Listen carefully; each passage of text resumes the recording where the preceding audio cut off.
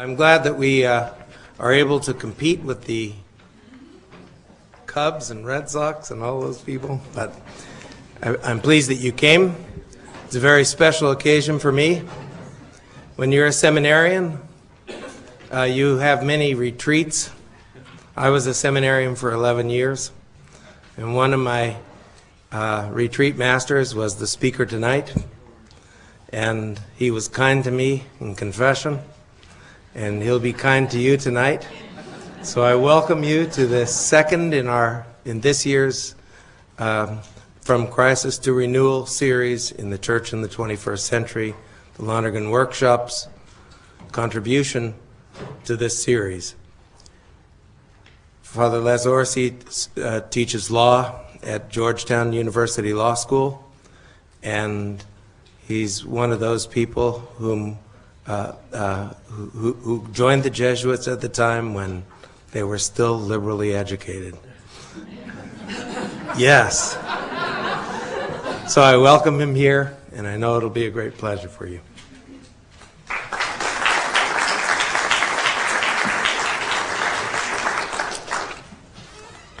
Thank you, Fred, for this compliment to my liberal education.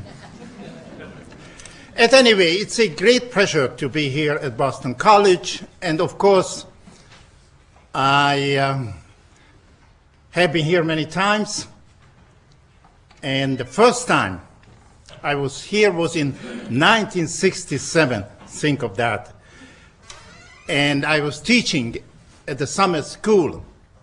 I gave a course, I remember, on authority in the church.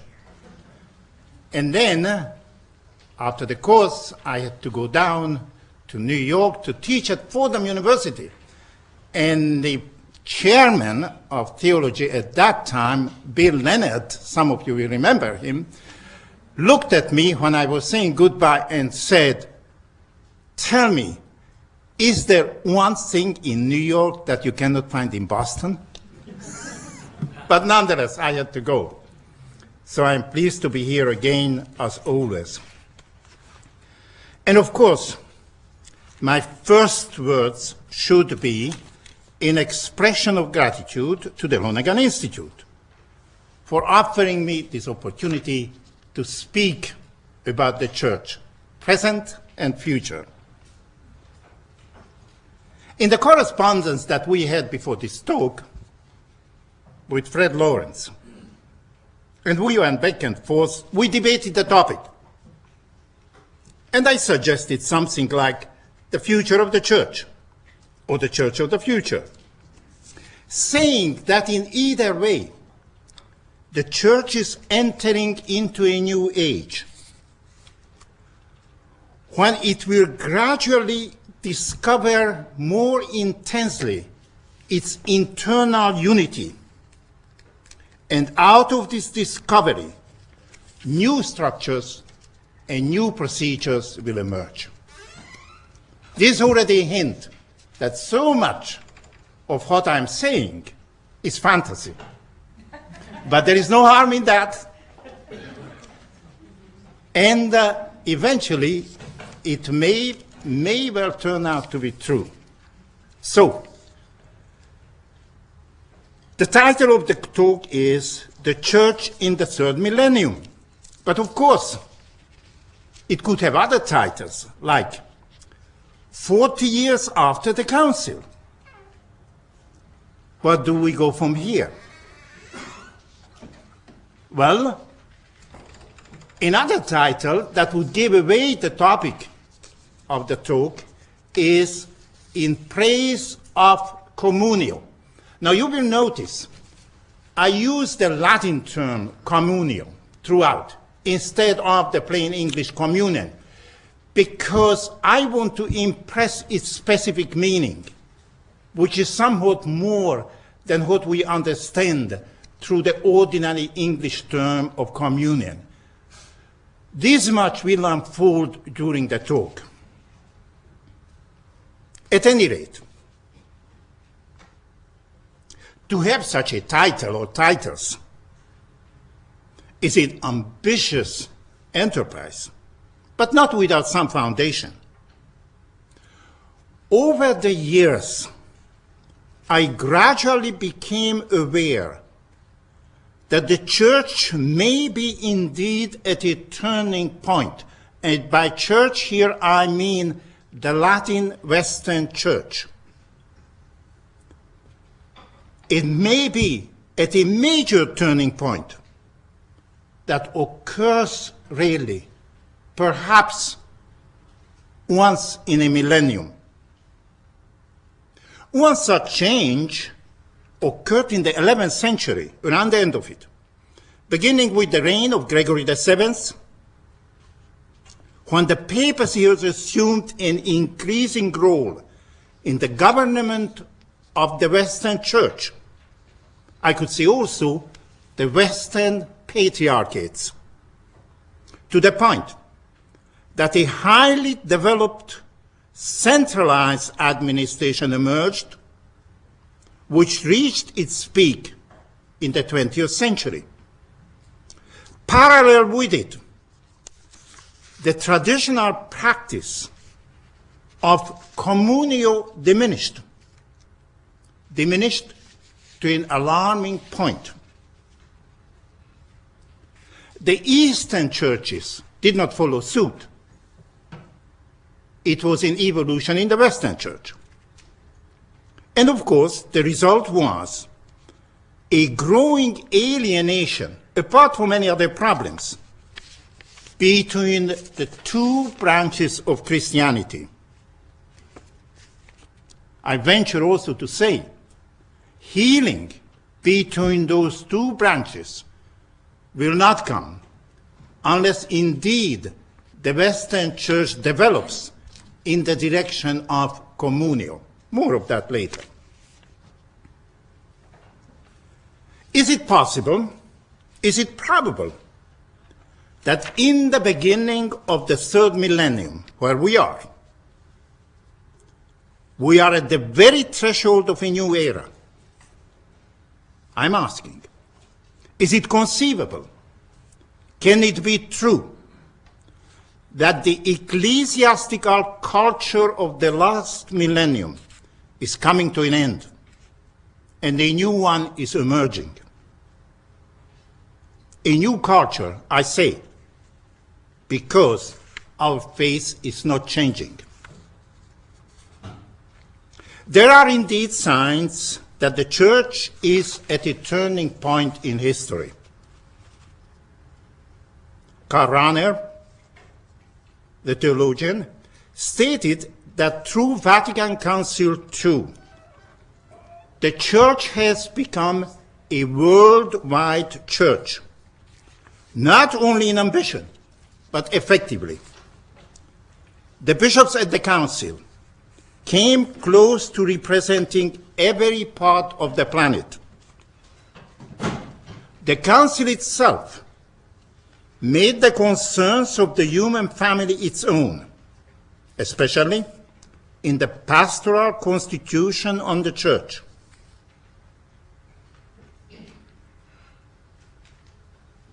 Today, more powerfully than ever, new nations are asserting themselves, and the church has a mission to them. Indeed, the church must go to encounter the new nations. We must find them and present the good news with its liberating strengths in such a way that our religion can blend with the best elements in their culture. And we must do that on a human level. We must seek communion with them in human values. But that is not all. As from the dawn of the modern age, our Western civilization I say now, not the church, underwent a deep transformation. New forms of political orders developed. Admittedly, some changes had their dark side and caused immense tragedies. But other changes led to the practice of new virtues that no Christian can disapprove of. Responsible governments were created, and the citizens learned the art of intelligent and responsible participation in the political life of the nation. In the midst of such changes, the proclamations of the church, often composed in an archaic style, became less and less intelligible, and the manners of its operations, modeled on the style of absolute monarchies, came to be less and less attractive.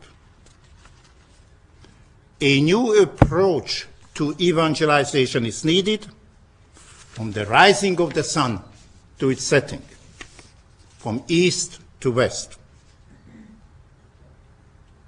At this point, the church is going through a deep crisis. And indeed, this crisis may signal the need for new ways of operating. Today, for a detached observer, if there is such a person, the church is presenting contrasting images. On the one hand, there is a strong appearance of well-being. The Roman Catholic Communio is known all over the world. It has achieved a celebrity not seen before. The Holy See is present in international assemblies, even if more often than not, it cries in the wilderness. The Church of Rome has built up tightly knit administrative organization that enable it to supervise the local communities and intervene with authority whenever it deems it necessary. On the other hand, many local churches are displaying the symptoms of deep-lying internal weaknesses. They celebrate the Eucharist less and less for lack of priests. And so, the source of life is drying up. The sacrament of forgiveness and healing, penance that is in abeyance in countless places. In age that sorely needs the reconciling power of grace. The revelations of numerous abuses of minors speak of an environment where corruption can penetrate the social body and can spread far in time and space. Somehow, the communities are lacking a vigorous protective immune system. In the West, people, especially young people, keep drifting away from the institutional church, as they say it, hardly realizing that you cannot distance yourself from the visible body of the faithful without eventually losing touch with the life-giving spirit that is the soul of the institution.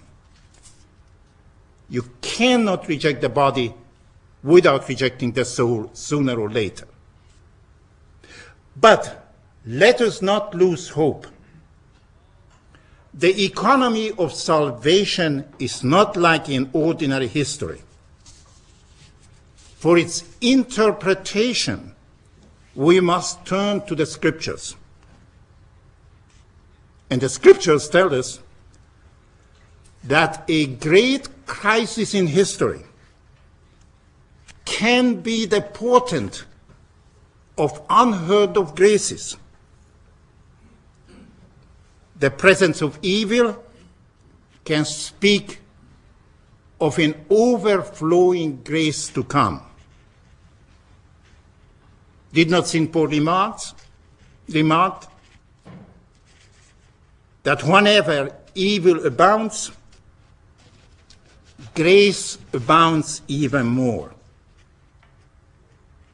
But nonetheless, the fact stands that the conflicting currents in the church are leading to turbulence. I take the image of turbulence from a natural phenomenon. It happens when two rapids meet. There is turbulence, and the image speaks for itself. Who can deny that in our own days, the life of the church is indeed marked by turbulence? Every day we experience the powerful clash of currents of ideas and practices. Yet we know that the church appeared peaceful before Vatican Council II. Then, if there is trouble and turbulence today, it must have originated at the Council.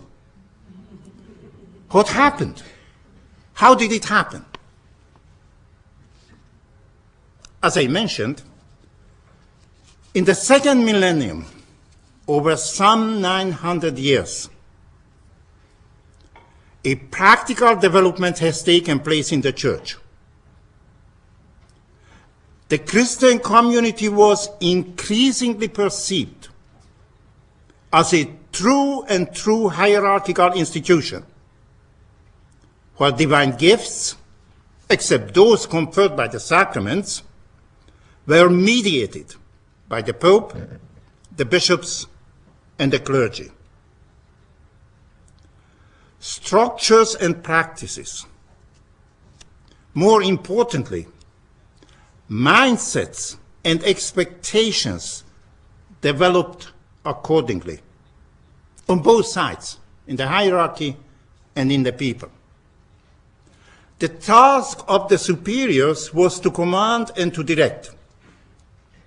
The task of the subject was to obey and to follow.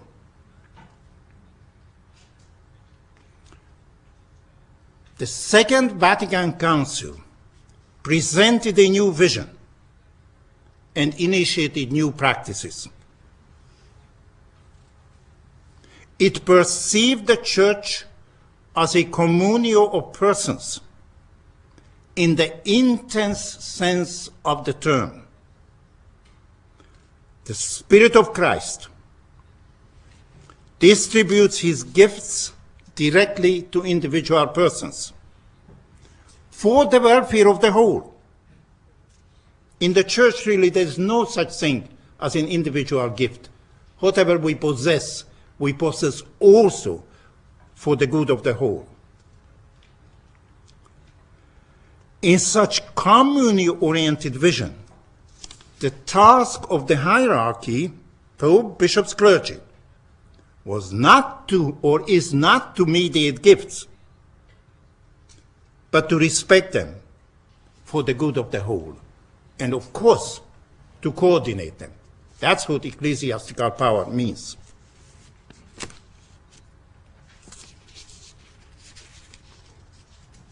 I venture to say that the Second Vatican Council was a seminar council. I repeat this word, seminar council.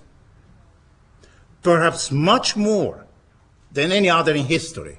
That might be an overstatement. But nonetheless, let the point stand. For this reason, to comprehend it and to apply it to the everyday life may take longer than it was the case for earlier councils. It did set a new course for the church, a course that may take centuries to unfold. It professed an ecclesiology of communio, of which we see the very first manifestations only, more in desire than in fact. Through its fresh insights, the Council released an immense amount of energy, which is conflicting with earlier currents. That's the reason for the turbulence.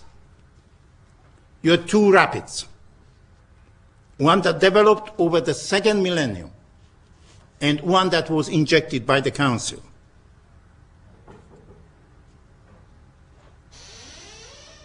The need to think of Vatican Council II as a seminal council that initiated a movement and will bring fruit in a distant time only cannot be stressed enough. Partly because it is true, partly because overall this is not the way people think of it. Therefore, minds will have to be corrected. In this conflict of currents, the Church is stretched, but we have grounds for hope.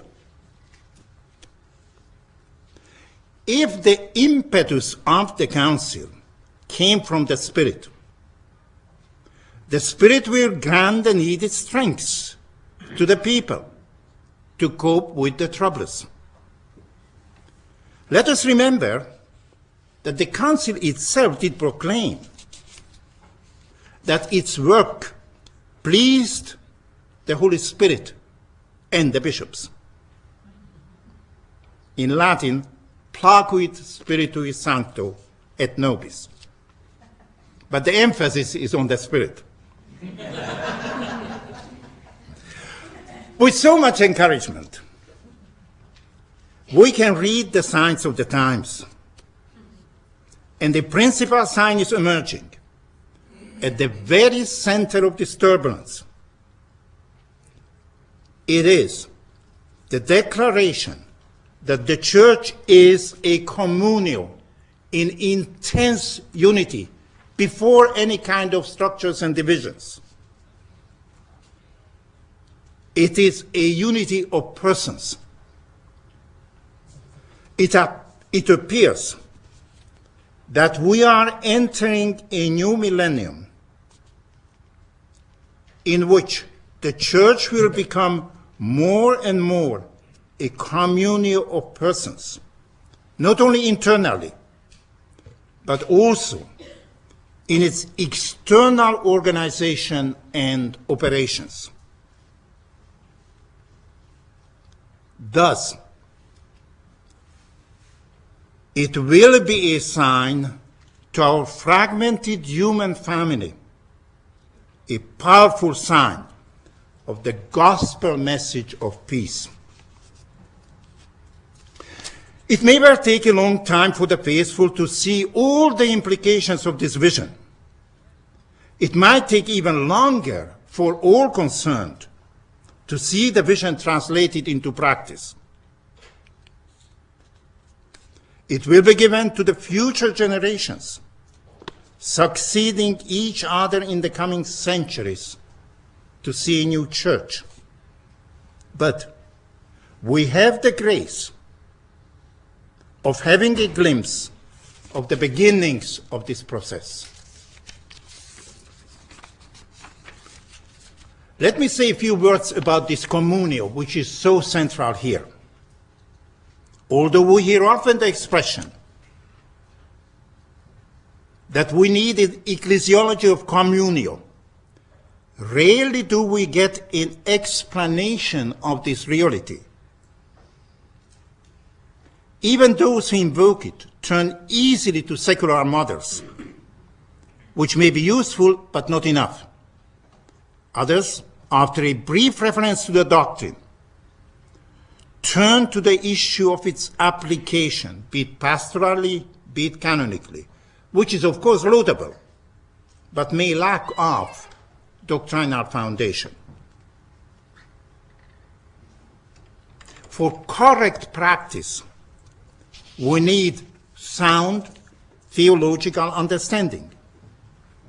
In this case, we need to discover as much as we can about the mystery that is this unity communio. You see, communio primarily speaks of God himself, of God's own mystery. One in divinity, three in persons.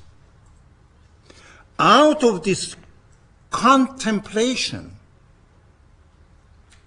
the understanding of the dignity of an intelligent and free person emerges.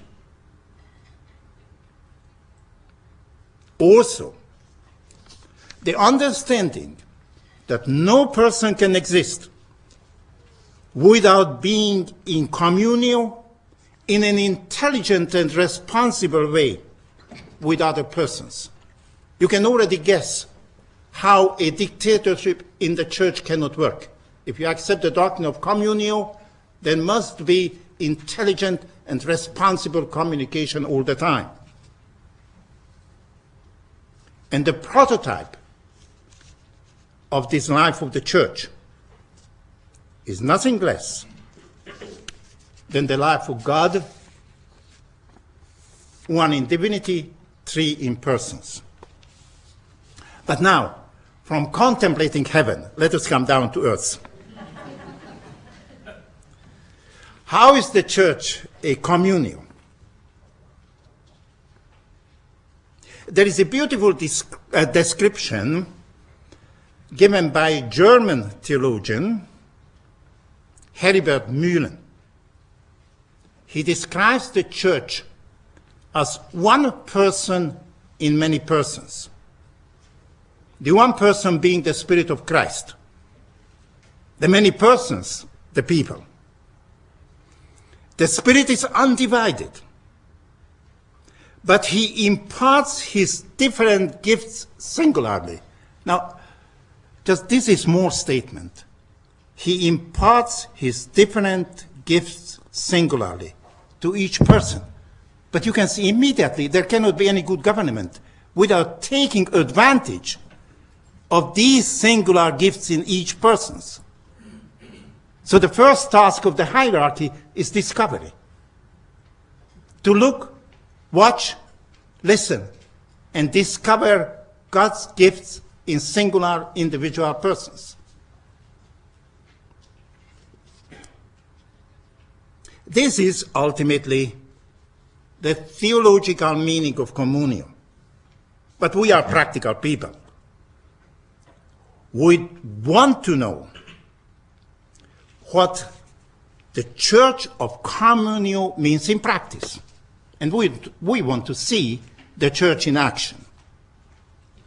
What structures and norms are needed to express this intense internal unity and diversity, because different gifts all over. Of course, I can do only work of imagination. But you know, Christian people never record from using their imagination, for the better or for the worse. So from this point on, my talk will be a kind of adventure in imagination. Now, we have a splendid example and good precedents of an adventure in imagination in the famous work of St. Thomas More on Utopia, which was an imaginary republic that he, Thomas, created, inspired by Christian and humanistic sources. A contemporary of his described this book as a truly golden handbook. As he put it in Latin, nec minus salutaris quam festivus. I try to translate, no less healthy than festive, or more broadly translated, no less life-giving than entertaining. To look into the church of the third millennium should be an exercise in imagination that is both life-giving and entertaining. On a modest scale, let my presentation of the Church of Communio in practice be a discourse that wishes to be no more and no less than life-giving and entertaining. And let me turn now to the practical side. Communion in the universal church. What I shall be doing is to give some general principles and then try to see what kind of practical conclusions we can draw. Unfortunately, I cannot go into details. It would be even more entertaining, even if not necessarily more life-giving. But let us begin by looking at communio among the faithful, all of them. The sacraments of initiations are the sign of a transition. Individual persons are lifted up and assumed into an already existing communio of persons, into a unity created and sustained by the Spirit of Christ. We often think of baptism as something given to a little baby or an adult, if that's the case. But reality is exactly the opposite. I mean, the spiritual reality that takes place. It is the little baby or the adult who's lifted up into an already existing communio of persons, held together by the Spirit, and as it were, being enriched by the addition of this new person. This unity is more foundational than any difference that may emerge from individual gifts. At this level, there are no superiors, no inferiors, all belong to God's people. There are just God's people. Now, communio doesn't exclude authority, but it demands new manners in exercising it. Peremptory, absolute orders are alien to it, because obedience is perceived as a virtue rooted in intelligence and freedom, a reasonable sacrifice. It certainly demands firm laws and compliance with them, but it honors the intelligence and responsibility of the people, who must be consistently consulted. Not just consulted in a general way, but participate in a long process of life. In such climate, the laws are well received and observed. Community, by its very nature, postulates an open government. A rigid wall of secrecy would destroy all unity between the governed and the governors. In a climate of openness, the administrators cannot avoid reporting on their policies, nor can the people remain silent and indifferent. In a church of communio, even the social manners ought to be simpler. Courtly titles and senatorial robes do not fit in well. The official language cannot be but straightforward. As the gospel suggested, it should consist in yes and no.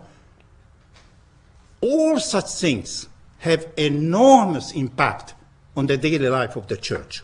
Now, does it mean that the church should become a democracy in the political sense? No, it does not. The people of God believe that the mandate, feed my flock, comes from the Redeemer. And indeed, It is a power from above. There should be no mistake about that. But they believe also that each person, justified and sanctified in the Spirit, is endowed with a supernatural sense of faith, intelligence, and responsibility. Accordingly, those in charge must honor the people by being open and transparent with them concerning the policies of the administration and the use of the church material assets. The material assets of the church are trust property that those who administer them hold for the people. And I'm not saying that in legal terms, although I'm a lawyer myself. I say it in the deepest theological sense. There is not one penny in the church, among the assets of the church, that is not for the common welfare of the people. It's trust property, it expresses pretty well. Also, the administration must honor the people by providing swift justice in cases of distress. And such manners, because they are manners after all, generate mutual trust that cements the social body together more than any strict ordinance. Please note that I have not used the word laity. And I'm going to say something which I think is true, but I'm ready to receive any correction. So please note that I did not use the term laity. The charism that I was speaking of up to now is invested in the ordained and non-ordained. This is the charism of being Christian. At this level, to speak of the charism of laity as such would be incorrect. How could any charism emerge from the absence of ordination? You see the problem? And it's very interesting that Vatican Council II refused to say that laity needs a mandate to carry out apostolic work. Because that mandate was given by the Holy Spirit to every single Christian, ordained or not ordained. In the same way, I think it's incorrect to say that the charism of the laity is to bring the gospel into the secular world if it's used in an exclusive sense. The charism of the people of God is given for bringing the gospel into the life of the church and the life of the world, both of them. You cannot make this separation. Of course, then there are ways and means of doing that, but I'm speaking about a general principle. Now we know that the church is a structured communio. Vatican Council II called it a hierarchical communio. Let me just say here no more than hierarchical is an adjective. Therefore, first is a communio. And then in this communio, there are structures, and part of that structure is that some persons are singled out and mandated by a sacrament to serve the others. Their position is somewhat paradoxal, which is that, yes, they have to be leaders, but yes, they have to be servants. And sometimes it's difficult to reconcile.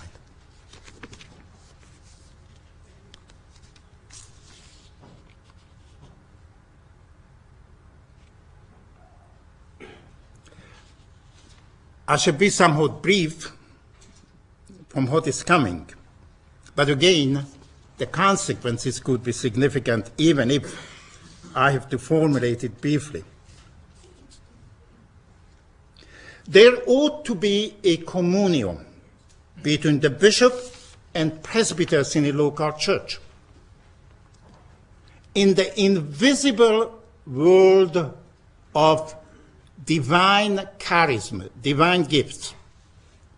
The bishop and presbyters are members of one organic sacerdotal body. It follows that on the external level, there must be an organ representing this unity.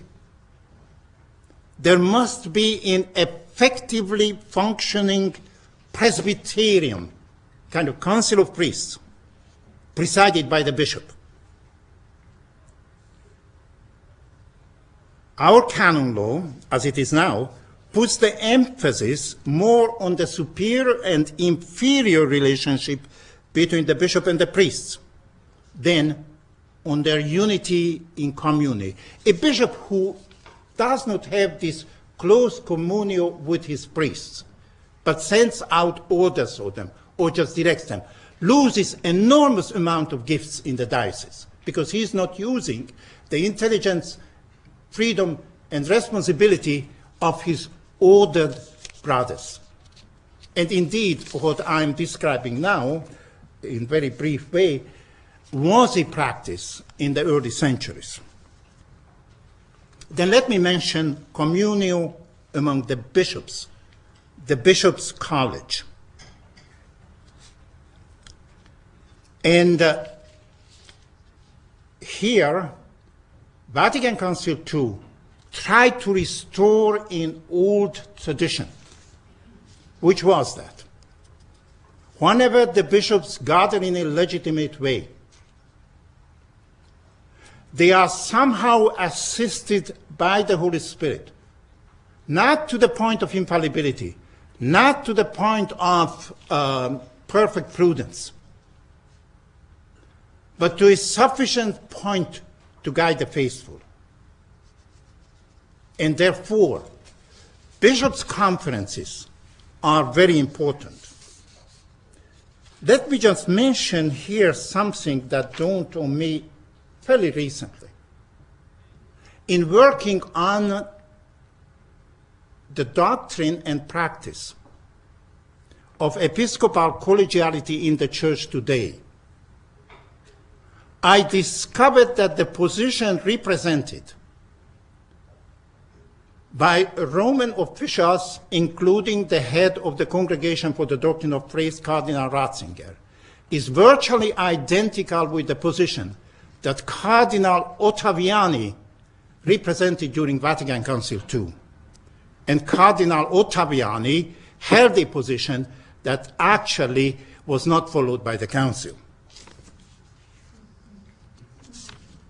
And also, bishops have a duty towards each other.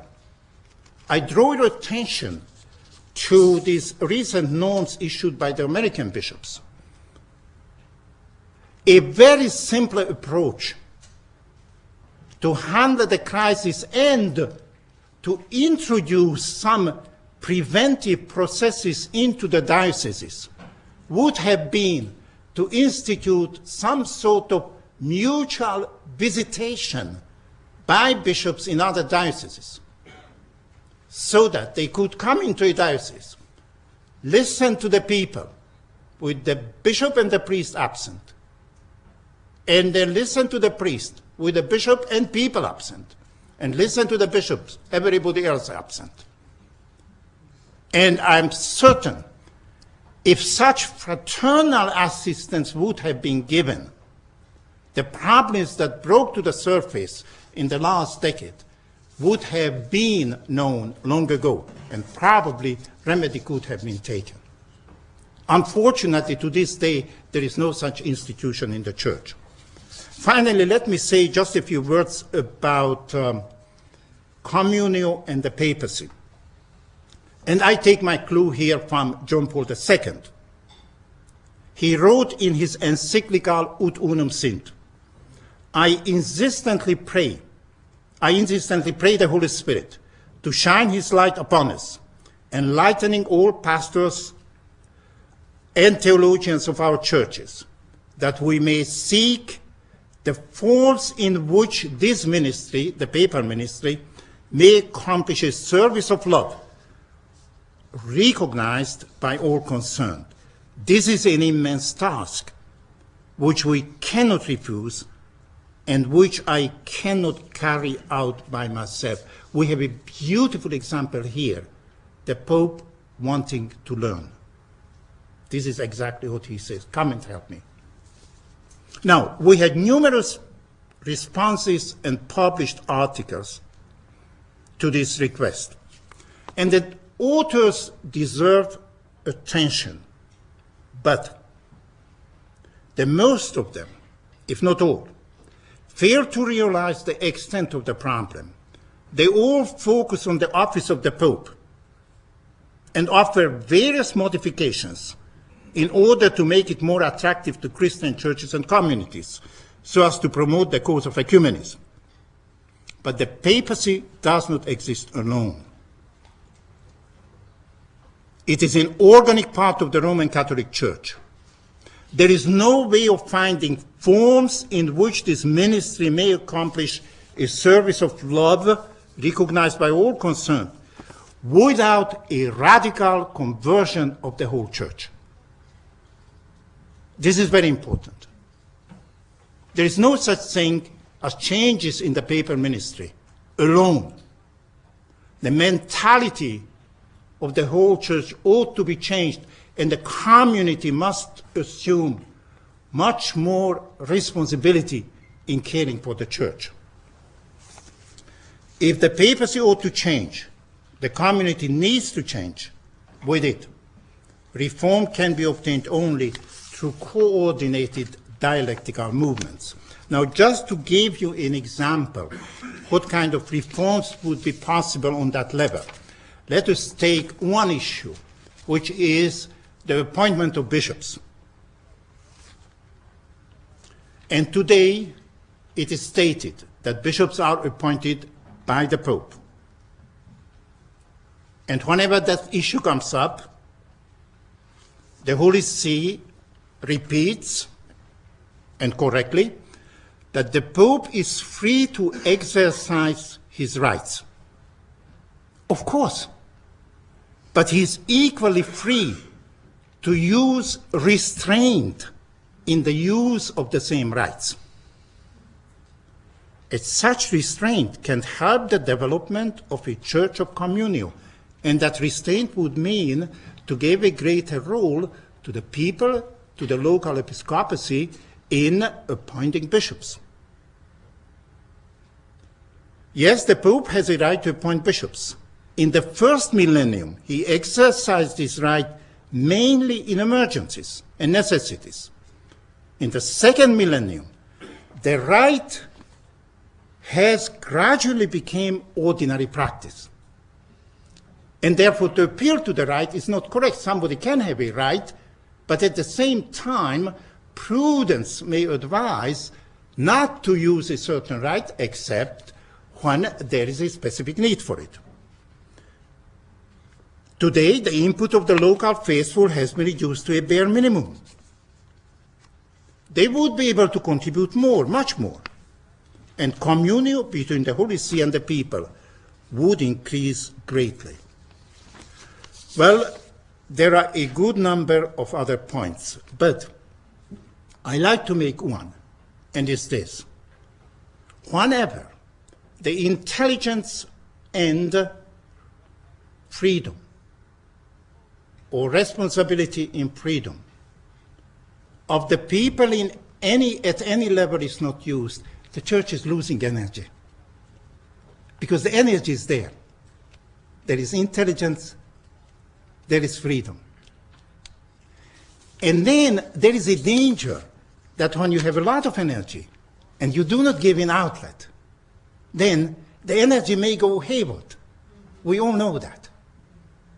And I think part of the cause of the turbulence in the Church today, not all, but partly the cause of it, is we have too much energy. Too much energy, but many of these energies, or much of this energy, is not well channeled. So let me conclude, looking into the future. Vatican Council II ended on the Feast of the Immaculate Conception in 1965. After the solemn Mass at St. Peter's, Yves Congar, who contributed so much to the success of the Council, wrote in his diary, "Today, the Church is sent to the world, to the peoples, not from Jerusalem, but from Rome. The Council will have an explosive force." It's difficult to translate the French. Va éclater, it will explode in the whole world. The moment of Pentecost that John 23rd has foretold has become a reality today. He wrote that right after the concluding Mass at the end of the Council. Was he wrong? I don't think he was wrong. But like so many of the prophets, he saw an image in a distance, but he did not see the distance. And therefore he prophesied of the event were already taking place. And that happened even with the prophets of the Old Testament, and even with the prophets of the New Testament. And basically what I'm trying to say here is that, yes, Congar was right. Indeed, the church is being sent to all nations. And as he puts it also, we shall see the marvels of God. We shall see it. But as it took such a long time in the second millennium to develop towards an excessive centralization, it will take a long time in the third millennium for the church to change the minds, and then when the minds are changed, to change all the operations. On that level, the resistance is always greater. People are much more likely to accept a beautiful insight than to let a practical provision disturb the rather comfortable life. Gregory VII is remembered for having initiated a movement toward a strong centralized government. Perhaps in a millennium from now, John the 23rd will be remembered for having changed the course of events. You know, he introduced a completely new dynamics of the church. He knew that the church was in need of help. And what did he do? He did not instruct the church. He called the bishops and asked them what to do. And of course, you can go one step further. Call the people and ask them what to do. Not in any kind of parliamentary way, but through the way of a kind of building consensus that only the Spirit can ultimately provide. So, blessed be the name of John 23rd. Towards the end of the council, Yves Congar wrote also, "We see and we shall see wonders." The correct answer to our original question, where do we go from here, that I mentioned in the beginning, should be, in God's own time, we see and we shall indeed see wonders. Thank you.